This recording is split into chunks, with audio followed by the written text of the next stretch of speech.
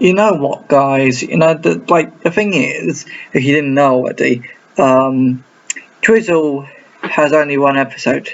I know that there's lots of episodes of Twizzle episode, like every single episode is missing, but not the first one. So we've done the first one, then we're going to go on to Torchy the Battery Boy, because Roberta Leigh wants to think, why don't we do a similar story after that? I thought, I'm going to make a new book called Torchy the Battery Boy or something like that. So this is Torchy the Battery Boy episode 1, and also directed by AP Films, aka Arthur Provis, and also Jerry Anderson. So welcome to the Roberta Leigh Files, everybody. If you didn't know already, let's go.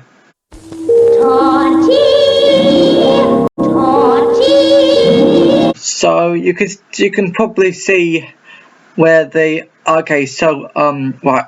Let me just gonna explain. So Torchy is a puppet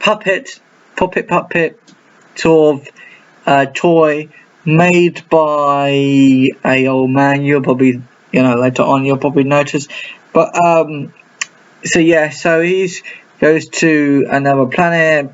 And he apparently rescues toys or stuff. I can't really remember. I haven't really studied into this series yet.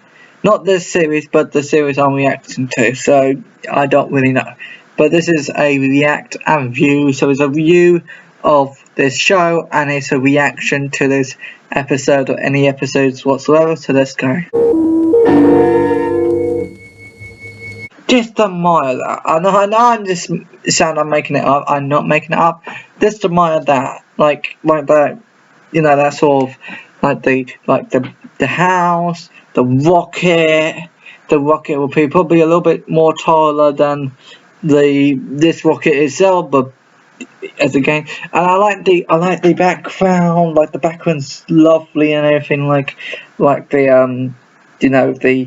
the sky, the light, and the trees, and the stars. Everything is good. I wish I can. I don't know what I'm gonna do with that, but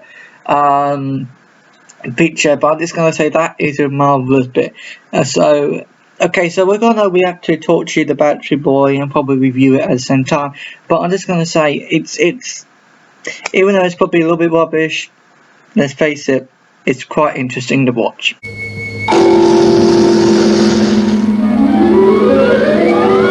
And this is when the sparkles from the ship is the very first proper action and movement and like electricity kind of the blah blah blah blah blah that Jerry Anderson done. And Jerry Anderson really said in a review if you want to watch the film's called In Supermarination, it's on Netflix, I think. I can't remember because I watched it some time ago this year.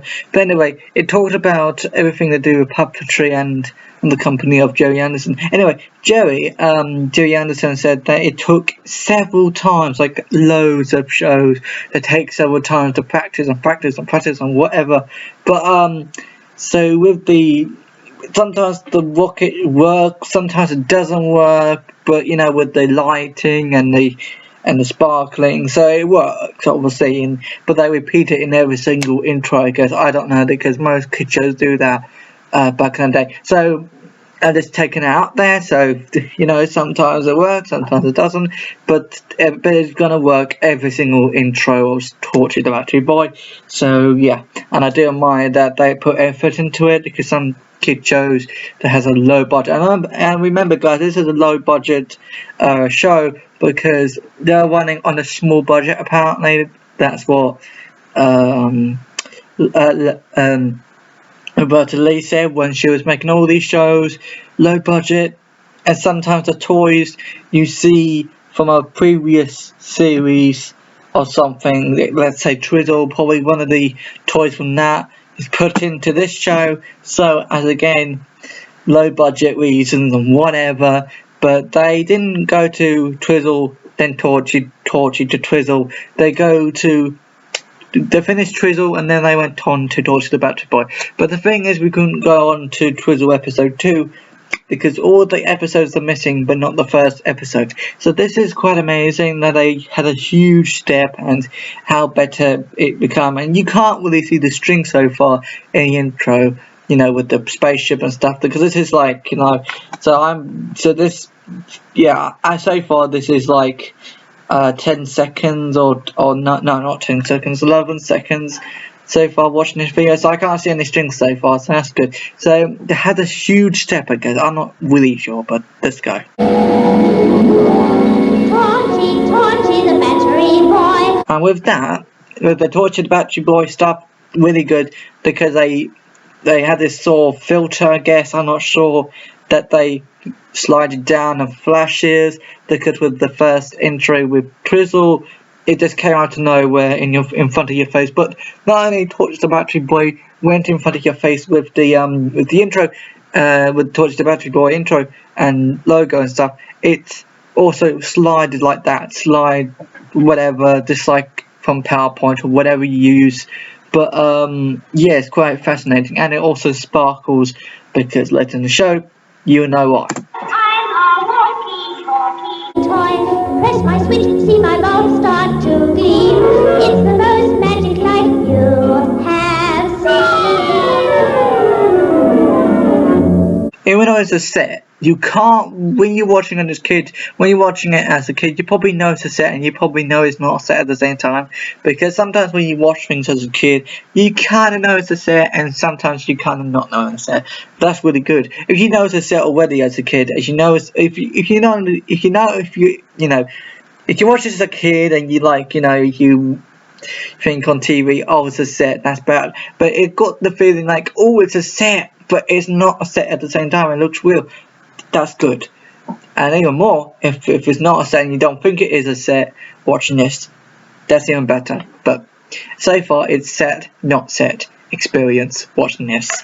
Probably if you're a kid watching this. But anyway, you're not a kid now in this generation, but when you were in the 50s or whatever, because this came out in 1959, so you know.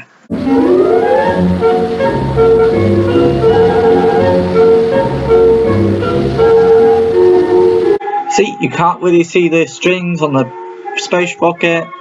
You know, this is Pom Pom and the toys. I don't know what Pom Pom is, but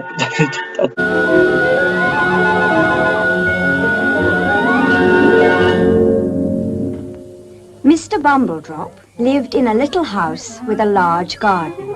Mr. Bumble. oh!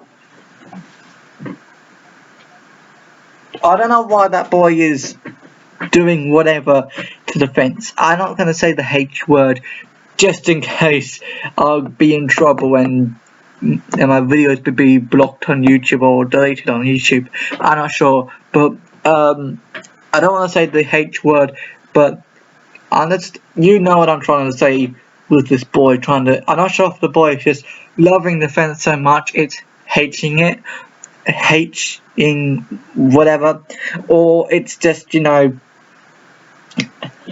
it's trying to escape from the from this place. I don't know. Lived in a little house with a large garden. Mr. Bumbledrop, okay. Lots of children played there and had such a wonderful time that they never went home until it was very late. It's very late. It's time to go home, children. Oh my god. I think he took something to make him look ugly. Or is it just me? Okay. Children, come along now. Good night, children. Good night, children.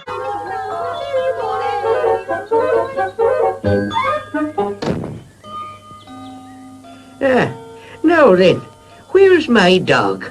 Where's your mouth? Why is your mouth not responding to your voice? That's strange. Blooper there. I'm going to, like, you know, show it to you again. Now then, where's my dog? Pom Pom! Pom Pom! Ah, so there you are. I suppose you want me to put your curlers in, eh? All right then. Go and fetch them for me.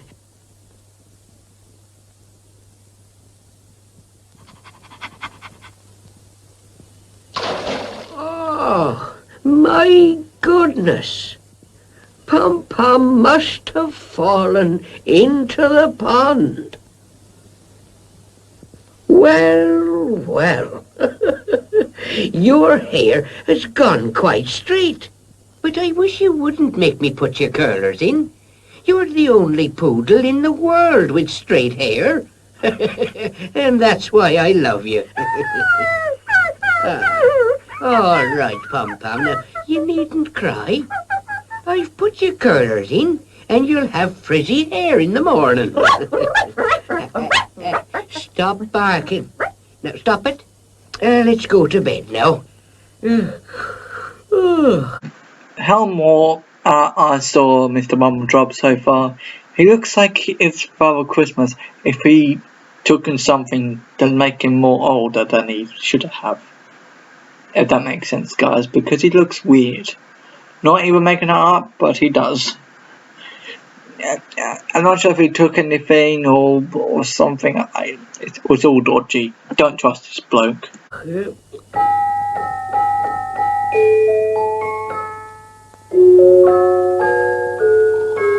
Soon Mr. Bumbledrop and Pom Pom were fast asleep. The moon shone on the little house, and all was quiet and still.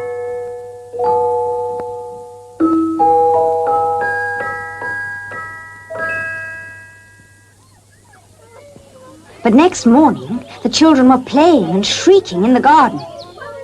All except one little girl, who was on her own. She was always stamping her feet and telling everyone what to do. So the children called her Bossy Boots. I guess what? Apparently, Roberta Leigh, I'm not sure this is true or not, but Roberta Leigh said, "Oh, could you just do this? Could you just do that with this show or based on a poem in my book?" And I think Jerry Anderson probably, I don't know, because I think this is based upon the author. I'm not sure, but yeah, but I think Bossy Boots is similar to Roberta Leigh a little bit. But anyway, what I'm trying to say is Roberta Leigh and Jerry Anderson didn't, I think, get along that well, but I'm not really sure. But they did made one of the best kids shows ever made from the 1950s. I'm not sure, but so far it's really good. Now, what can I do to my doll today? Shall I pull some of her stuffing, or shall I drop her in the pond? Ah, no, that's not a nice thing to do, Bossy Boots. Wouldn't you like to fly a kite instead? I haven't got one. Aha. But I can see some by that tree. Go and have a look. I think Bogey's already found them. Ooh, what wonderful kites. I'm going to take the biggest. No, you're not. It's mine. No, it isn't. It's mine. I like how a little tiny kid called Bossy Boots sounds like a 20-year-old person or woman, I'm not sure. Don't look at me, I am so wonderful, it's so lovely. Well, kid, they don't sound like that, but I got nothing actually. I don't know why they sound like that. So this is my reaction to this episode of Torchy The Battery Boy. So I'm just putting some comments out there and probably won't make any sense, but hey ho. Anyway, I feel like you know, Bossy Boots is not really a good child, but not only that, but she's trying to pretend like she's an adult because she sounds more like an adult from that century, or that you know, not century, that's the wrong word, from that time, from that era in the 1950s. I want what I want. I sound like the Queen, or I sound like somebody after those old-fashioned movies from the 1950s. Oh my god! Because it doesn't sound anything like a child. unless a child speaks like that in the 1950s. Maybe I'm wrong, but just carry on. Give it to me, or I'll tell my daddy on you. No, children. No fighting. There's a kite for each of you. Soon all the kites were flying in the air. What a stupid dog you are! I've a good mind to tie you onto my kite and send you up into the air. I've a much better idea. Let's tie our toys on the kites instead. Pom Pom was so upset that she ran back to her master. What's the matter, Pom Pom? Oh,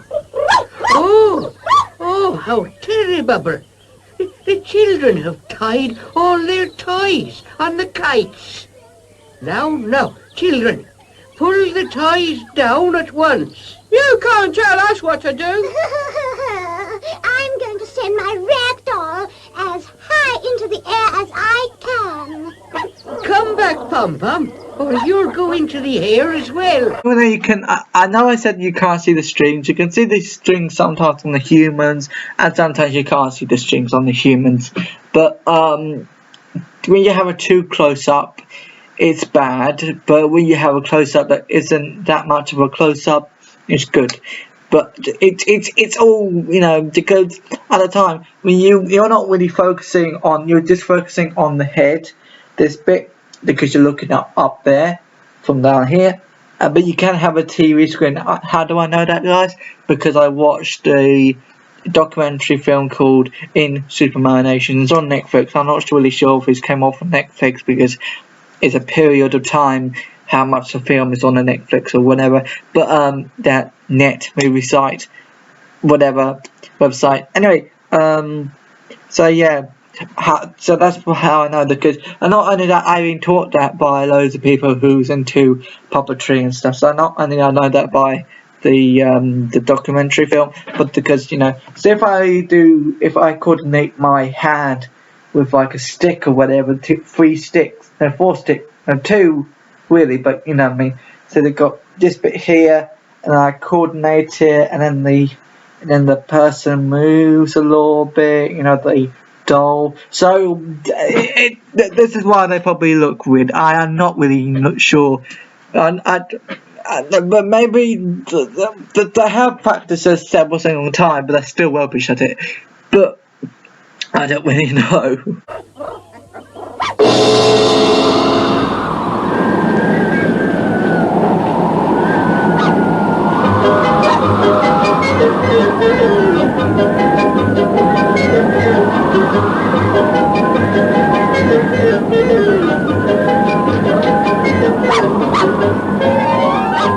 Okay.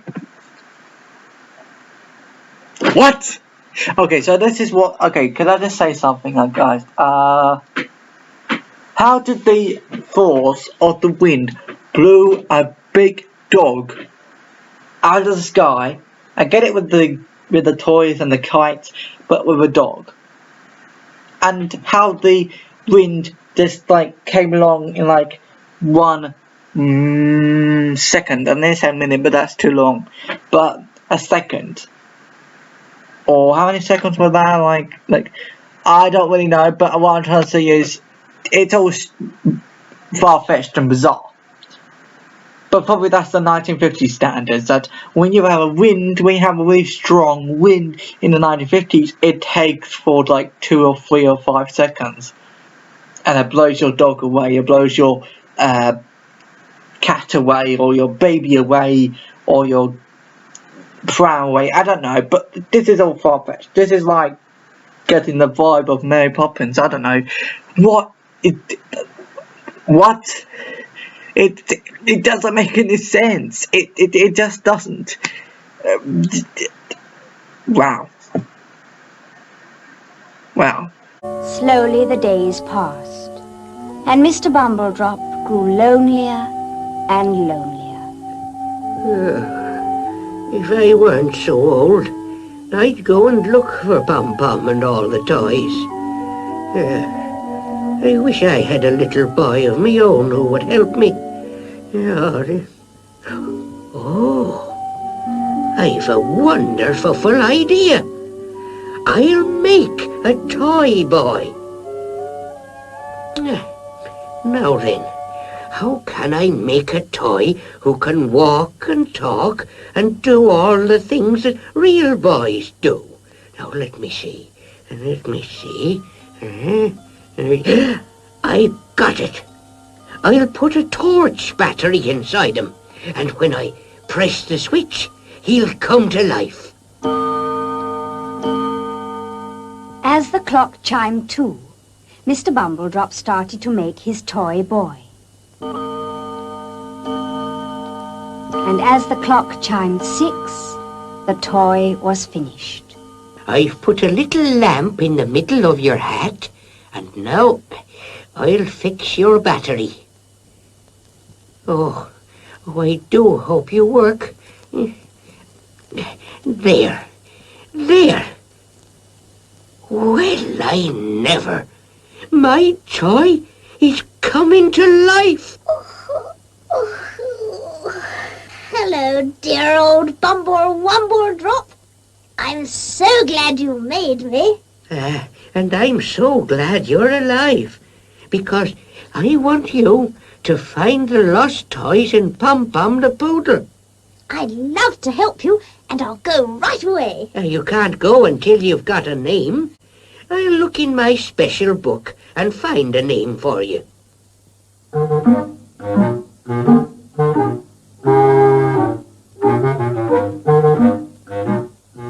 Oh, dear.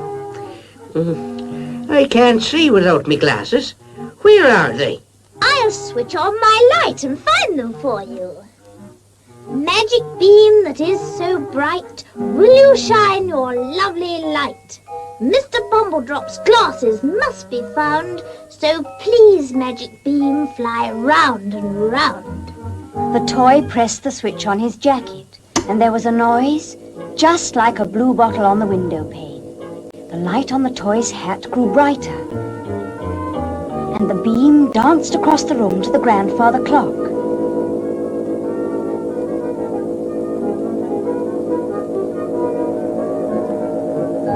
But the light was so strong that it shone right through the wooden door, and there were the glasses on the pendulum. Oh, how splendiferous! You must have a magic beam. Oh, isn't it wonderful? And from now on, I'm going to call you Torchy. Do you want me to look for anything else? All I want you to do is find Pom Pom and the toys. And your beam isn't magic enough for that. Let's go into the garden and find out if it is.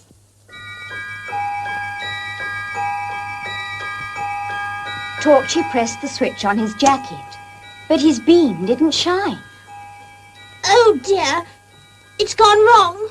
Maybe you have to ask your magic beam a question before it'll work.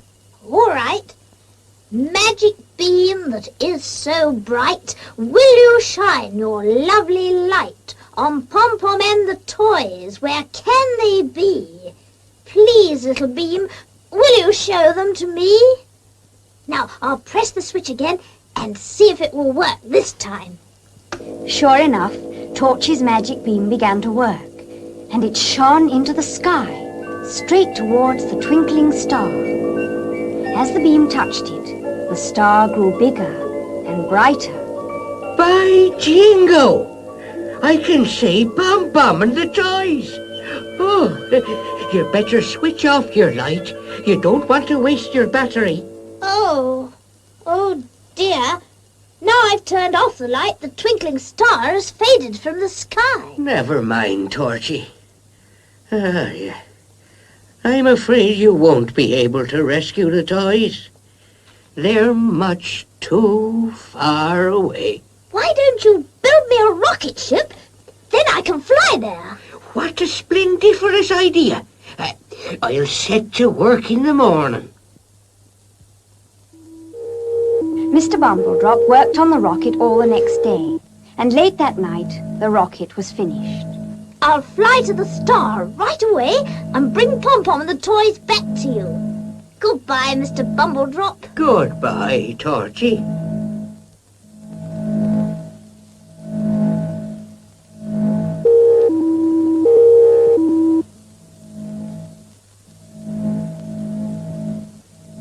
Very exciting to be in this rocket. I'll switch on the engine. Oh, dear. I wonder if the rocket will work properly. Be careful, Torchy. Bye-bye, Mr. Bumbledrop.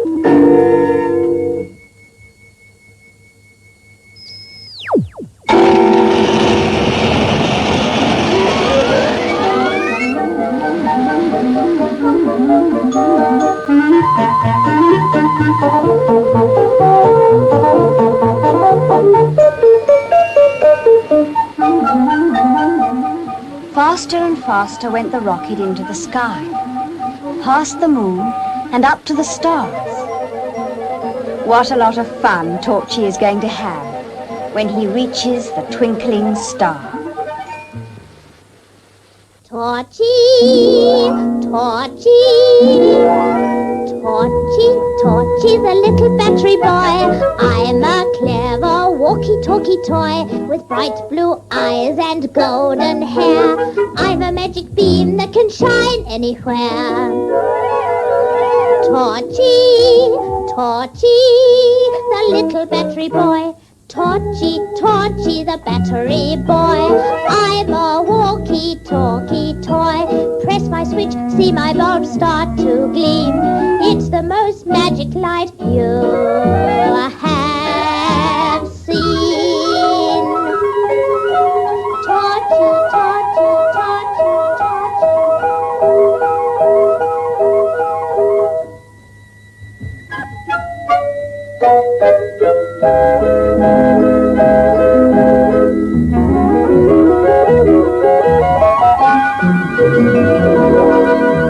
Okay, that is the first episode of Torchy the Battery Boy from 1959, and yeah, so the thing is why it went to episode 1 of Twizzle and then it went on to episode 1 of Torchy the Battery Boy is because there is no more episodes of Twizzle. Well, there is loads of episodes of Twizzle, but it's lost. All the episodes are lost, but not the first one.